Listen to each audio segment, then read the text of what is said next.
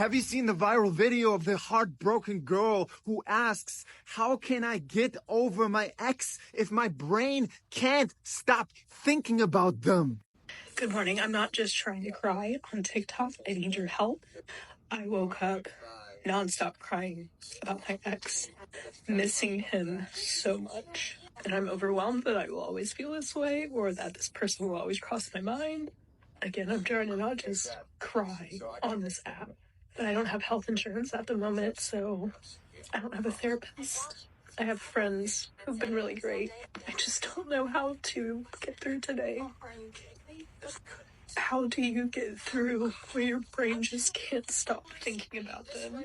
The reason why your brain can't stop giving you thoughts about this person is because you showed your brain with your behavior inside of your head that this subject is so important. Let me explain. The brain is like an algorithm. Whatever you react to, whatever you spent your time on, the brain gives you more of. It's exactly like the TikTok algorithm. The more you watch a certain penguin videos, the more penguins you're going to get. Now, the brain reacts to whatever you engage with. Which means even if you hate the thoughts that are coming up about your ex, no, I don't want these thoughts. How can I distract myself of these thoughts? You are still engaging with those thoughts. You are still reacting to them. So even though you're like, no, this is so hurtful, this is so painful, the brain's like, oh, you love this because you're engaging with it. Because the brain doesn't understand negative or positive. It only understands engagement. So you show the brain right now that this person is so important because you're constantly spending time inside of your head about the past stories. You're constantly talking to your friends and family about this person. And even you trying to fix those thoughts as you engaging with it. So understand this, you making these things active right now. And I want to teach you now how to make those things inactive. So how do we make the heartbreak inactive? We don't make the heartbreak inactive by trying to make something inactive. We make something inactive by making something else active, because that's how we show the brain we care about something else and we don't care about that anymore. What you have to understand though, that your brain is exactly like the TikTok algorithm. If you want to change your TikTok algorithm, you cannot just do that with one video of a tiger where you only watched penguin videos before.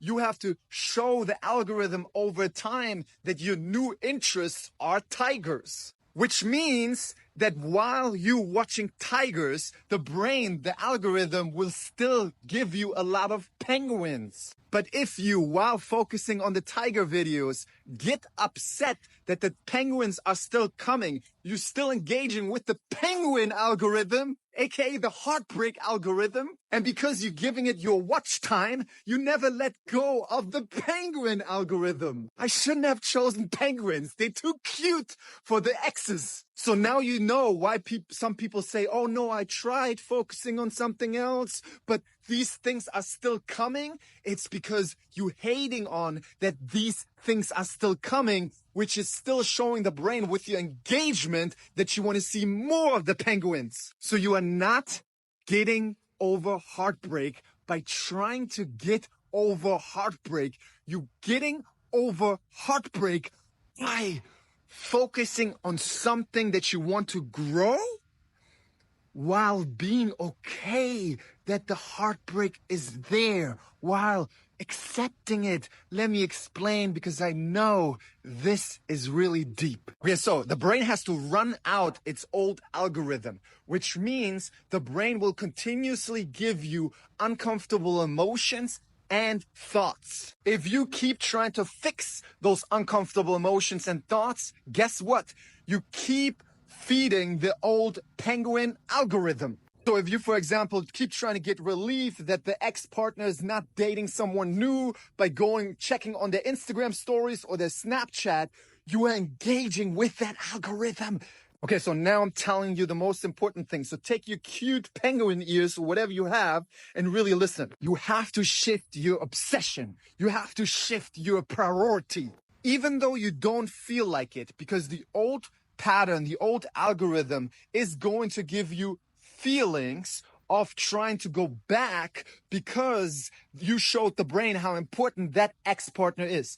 Even though you don't feel like it, you have to, while not feeling like it, move forward in the direction of building your life and obsessing about that. You have to start in the beginning of the day and proactively. And this is important because you've been reactive. That's how you build the old algorithm, reactively. Now you proactively build a new algorithm. And you will do that by making the obsession, the measure of success, the priority, the valued actions that grow your life in business, physical fitness, relationships with friends and family, relaxation. And these are all supported, these values, by actions. Going to the gym, playing tennis, going with your friends to a concert, even if you don't feel like it. The feeling of not feeling like it is the old algorithm trying to pull you back in and telling you, no, there's something wrong here. Don't you feel like this wrong feeling? And then you're like, oh yes, I'm doing all these new actions,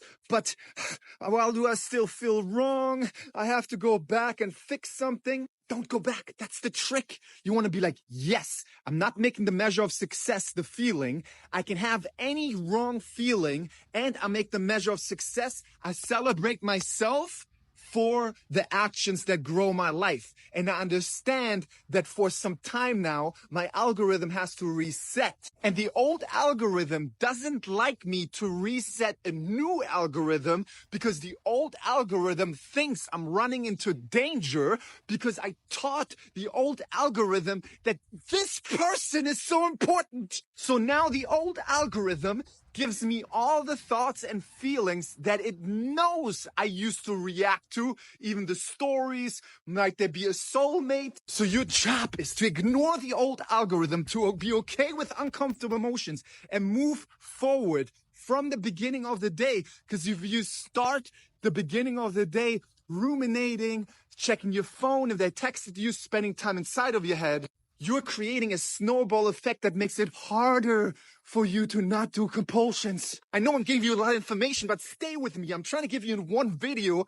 what your therapist or coach would try to give you in 6 months. So rewatch the video if you have to, but we're moving on now, okay? Something really important that I need to add is, even if you move forward with those valued actions, if while you're doing those valued actions, you're still reacting to the stories and the thoughts inside of your head, you're still feeding the algorithm, even though it seems like you're moving forward. So you need to stop feeding the algorithm inside of your head and outside of your head. And to have success with this whole process, you have to understand the following quote from Mark Freeman.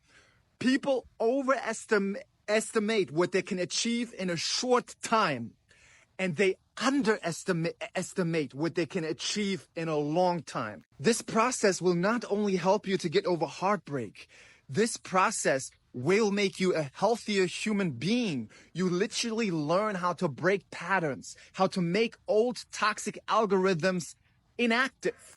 But, and this is the challenging thing, you cannot keep checking week by week or day by day. Oh, do I feel better? Because then you still make the measure of success the feelings, which will keep you in the old algorithm. And paradoxically, if you accept all the uncomfortable feelings and you move forward mindfully on your valued actions, over time, you build a better relationship with your emotions. You build emotional fitness, which over time makes you happier. You will let go of the attachment of this person. And with changing your algorithm, you literally change your opinion, your perspective about everything.